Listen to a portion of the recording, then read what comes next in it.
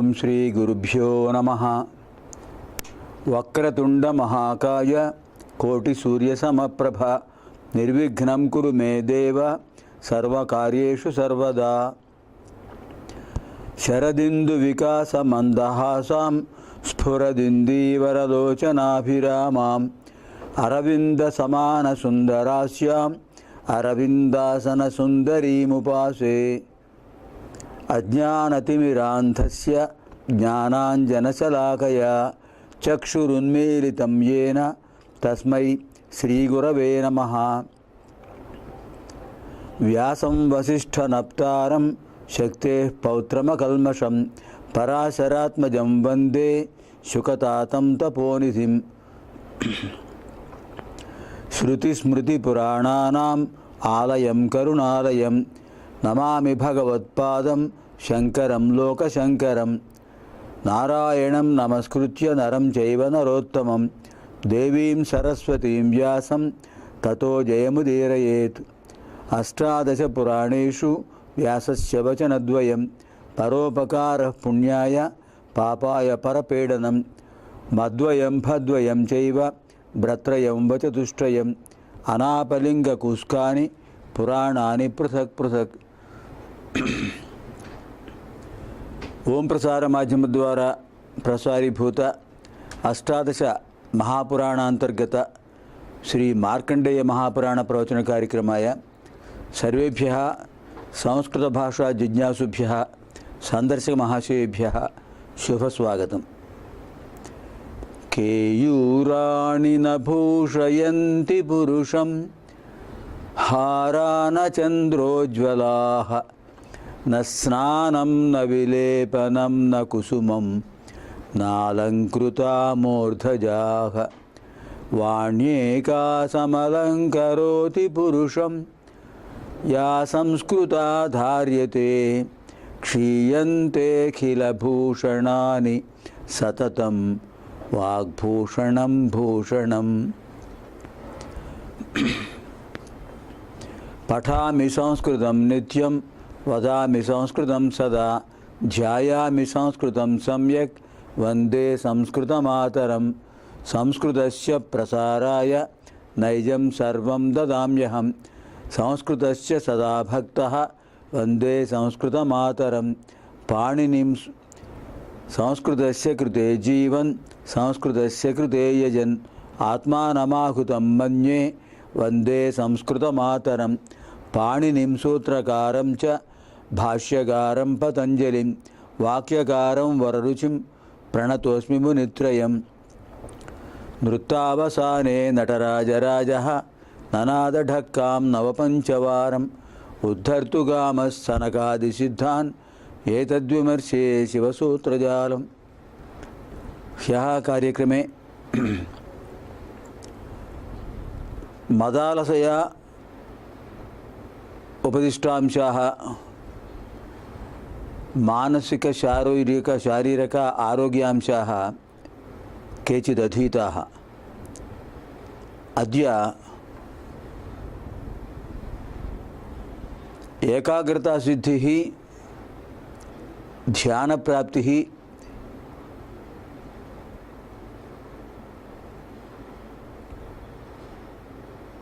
యోగాభ్యాసత్వం ఏతత్రయం అధ్యయనం కరవామహై. నిన్నటి రోజున మదాలసాదేవి అదర్కుడికి చెప్పినటువంటి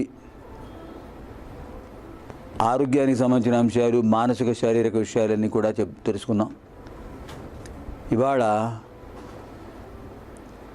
ఏకాగ్రత ఏ విధంగా కలుగుతుంది, ధ్యానానికి మూలం ఏమిటి,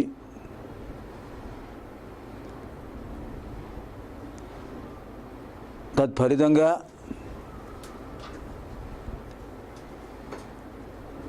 ఫలసిద్ధి, జపసిద్ధి, ధ్యానసిద్ధి ఏ విధంగా కలుగుతాయి, ఈ విషయాలు అధ్యయనం చేద్దాం.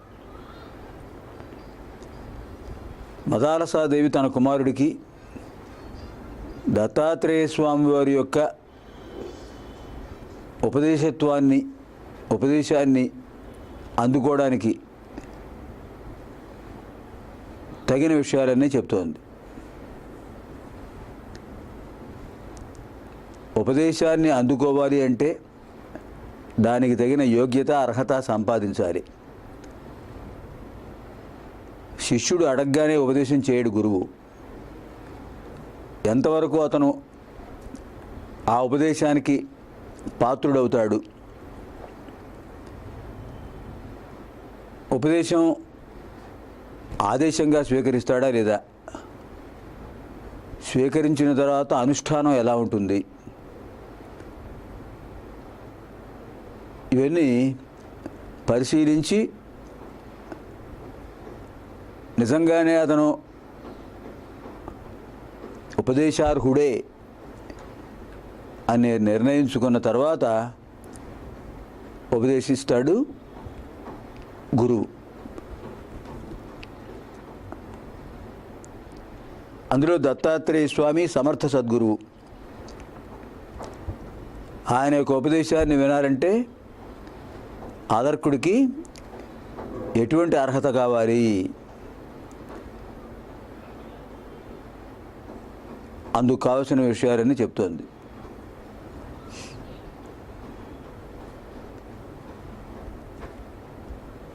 మనస్సుకు ఏకాగ్రత సిద్ధి కలగాలంటే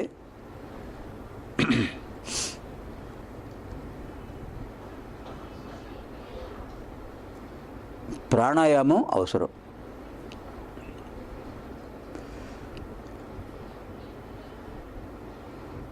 ప్రాణశక్తిని నియంత్రిస్తే మనసుకు ఏకాగ్రత సిద్ధి కలుగుతుంది, చాంచల్యం పరిహారం అవుతుంది. చాంచల్యం అనేది మనస్సుకి ఉన్నటువంటి సహజ లక్షణం. ఆ సహజ లక్షణాన్ని పోగొట్టాలి. అందుకోసం పతంజలి యోగ సూత్రాల్లో చెప్పిన విధంగా యమము, నియమము, ఆసనము 3 అభ్యాసం చేసి తర్వాత ప్రాణాయామ ప్రక్రియను ప్రారంభించాలి. ఈ ప్రక్రియను ప్రారంభించే ముందు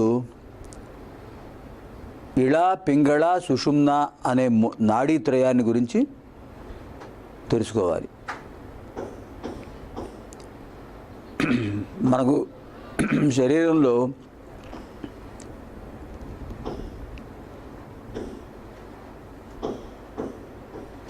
సూర్యుడికి సంబంధించినటువంటి జ్ఞానేంద్రియాలు, చంద్రుడి అధీనంలో ఉన్న మనస్సు,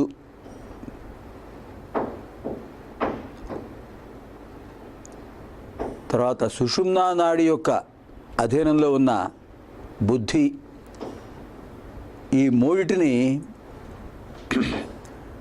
సంసిద్ధం చేసుకోవాలి. ఇళానాడి చంద్రుడికి సంబంధించింది, పింగళానాడి సూర్యుడికి సంబంధించింది, సుషుమ్నా నాడి ఆత్మతత్వానికి సంబంధించింది, బుద్ధి వికాసానికి సంబంధించింది. సహజంగా మనకు 2 నాసికారంధ్రాల్లో ఒక్కొక్క సమయంలో ఒక్కొక్క నాసికారంధ్రంలోంచే ఉచ్ఛ్వాస నిశ్వాస జరుగుతుంటాయి. మళ్ళీ కొంతసేపటికి మరొక నాసికారంధ్రంలోంచి ఉచ్ఛ్వాస నిశ్వాసాలు జరుగుతుంటాయి. అలా కాకుండా కొన్ని ప్రత్యేక సమయాల్లో బ్రాహ్మీ ముహూర్తం లాంటి శుభ సమయాల్లో సుషుమ్నా నాడి ప్రవర్తిస్తుంది. అంటే ఇళ, పింగళ రెండిటి ద్వారా సమానంగా ఉచ్ఛ్వాస నిశ్వాసాలు జరుగుతాయి. దీన్ని సుషుమ్నా నాడి అంటారు. ఈ నాడీ స్పందనను అనుసరించి మన ఆరోగ్యం ఉంటుంది.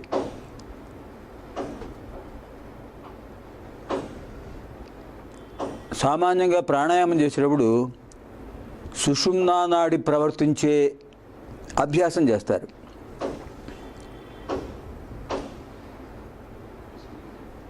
ఇది గురుముఖతః నేర్చుకోవాల్సిన విషయం.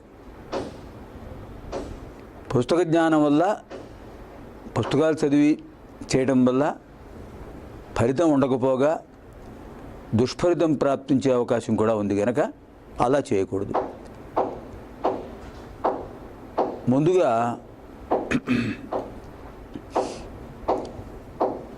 ఎడమ నాసికారంధ్రంలోంచి గాలి పీల్చాలి, ఆపాలి. కుడి నాసికారంధ్రంలోంచి విడిచిపెట్టాలి, మళ్ళీ ఆపాలి. అంటే ఇళానాడి ద్వారా పూరకం చేస్తున్నాం, తర్వాత కుంభకం చేస్తున్నాం, పింగళానాడి ద్వారా రేచకం చేస్తున్నాం, తర్వాత శూన్యకం చేస్తున్నాం. ఇది 11 సార్లు చేయాలి. తర్వాత మళ్ళీ అట్నుంచి పింగళానాడి నుంచి పూరకం చేయాలి, కుంభకం చేయాలి, ఇళానాడి నుంచి రేచకం చేయాలి, శూన్యకం చేయాలి. ఈ ప్రక్రియ మళ్ళీ 11 సార్లు.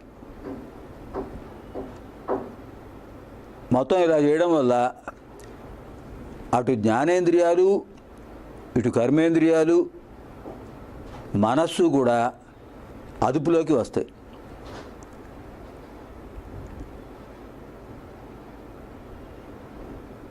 ఇన్నిసార్లు చేసిన తర్వాత సుషుమ్నా నాడి ఏర్పడుతుంది. ఇళా పింగళా నాడుల ద్వారా ఉచ్ఛ్వాస నిశ్వాసలు సక్రమంగా నిరాఘాటంగా జరగడానికి ఈ ప్రక్రియ అవసరం. దీన్ని సుఖ ప్రాణాయామం అంటారు. ప్రాణాయామంలో చాలా సులభమైనది, సుఖంగా చేసేది, కష్టపడకుండా చేసేది కనుక దీన్ని సుఖ ప్రాణాయామం అని చెప్తుంటారు. ఈ సుఖ ప్రాణాయామం చేయడం వల్ల సుషుమ్నా నాడి ప్రవర్తిస్తుంది. ఎవరికి? ఆరోగ్యవంతుడికి మాత్రమే. మానసికంగా, శారీరకంగా ఆరోగ్యం పరిపూర్ణంగా ఉన్నటువంటి వ్యక్తికి ఈ అభ్యాసం ద్వారా సుషుమ్న ప్రవర్తిస్తుంది.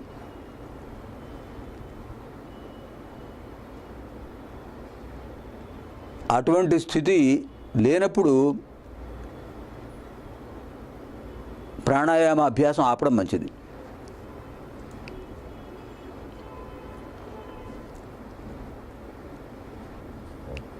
అంటే ప్రాణాయామం వల్ల వ్యాధులు రాకుండా, ఆది వ్యాధులు కలగకుండా శరీరాన్ని రక్షించుకోవచ్చు. ముందు జాగ్రత్తగా చేసే పనిది. ప్రతిరోజు ఉభయ సంధ్యా సమయాల్లో ఆహారం తీసుకోకముందు, అల్పాహారం కూడా తీసుకోకూడదు, తీసుకోకముందు చేయవలసిన పని సుఖ ప్రాణాయామం. అది చేయడం వల్ల మనోబుద్ధి చిత్తాహంకారాలు స్వస్థత పొందుతాయి. జ్ఞానేంద్రియాలు వాటి ధర్మాన్ని అవి సక్రమంగా నెరవేరుస్తాయి. కర్మేంద్రియాలు కూడా సమస్థితిలో ఉంటాయి, ధర్మ నిర్వహణలో ఉంటాయి. ఇవన్నీ వాటి పనులు అవి చేసేటప్పుడు శరీరం ఆరోగ్యంగా ఉంటుంది, ఉండక తప్పదు. అంటే ఆదివ్యాధి హరమైనటువంటిది ప్రాణాయామం. ఆది అంటే మానసికమైన రుగ్మత, వ్యాధి అంటే శారీరక రుగ్మత. ఈ రెండిటిని పోగొట్టగల శక్తి ప్రాణాయామానికి ఉంది. ప్రాణాయామంలో చాలా రకాలు ఉన్నాయి.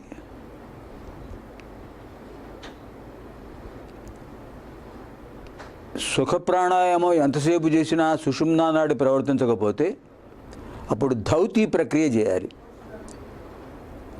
ధౌతి అంటే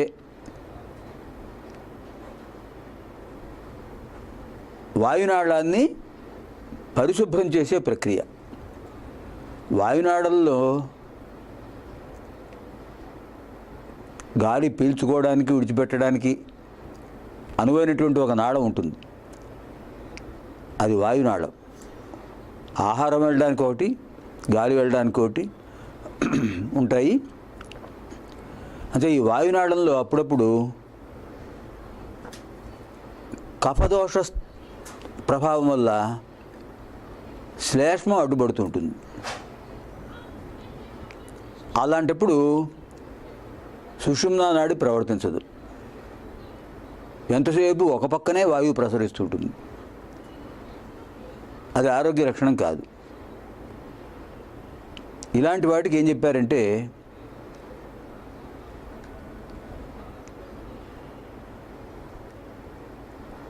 హారితకి ప్రయోగం మంచిది.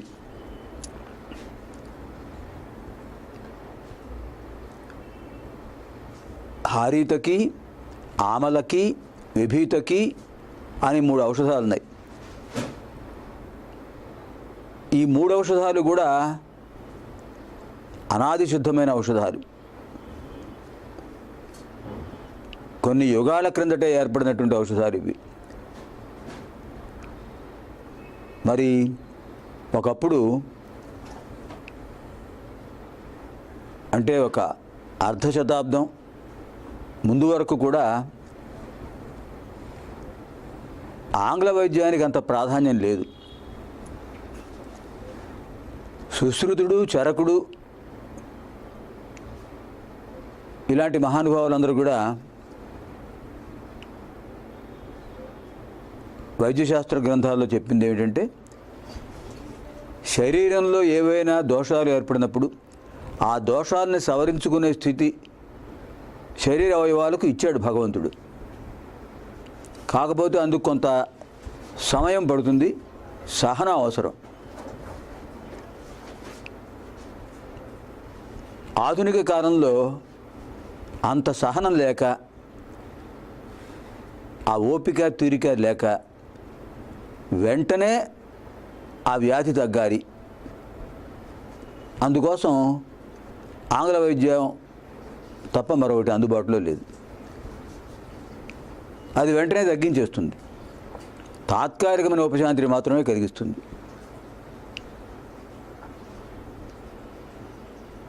శాశ్వతమైన ఉపశాంతి కలగాలంటే ఆయుర్వేదం మాత్రమే శరణ్యం. 4 వేదాలు ఉన్నట్లే 4 ఉపవేదాలు కూడా ఉన్నాయి. 4 ఉపవేదాల్లో ఆయుర్వేదం ఒకటి. ఎందుకంటే మనస్సుకు శరీరానికి సంబంధం ఉంది. మనం మత్స్యపురాణంలో అధ్యయనం చేశాం. పంచకోశ ప్రకరణం అని ఒక అధ్యాయం ఉంది మత్స్యపురాణంలో. దాంట్లో ఏం చెప్పారు? అన్నమయ కోశం, ప్రాణమయ కోశం, మనోమయ కోశం, విజ్ఞానమయ కోశం, ఆనందమయ కోశం, 5 ఆవరణలు ఉంటాయి ప్రతి వాడికి, ప్రతి వ్యక్తికి కూడా. ఈ ఆవరణల్లో ఏది సరిగ్గా లేకపోయినా, అంటే ఇంకా ఆంగ్ల భాషలో మనం లేయర్ అంటాం చూసారా, అలాంటి లేయర్స్ 5 లేయర్స్ ఉంటాయి, 5 ఆవరణలు. మొదటిది అన్నమయ కోశం. ఇది స్థూల శరీరానికి సంబంధించింది, కనిపించేది.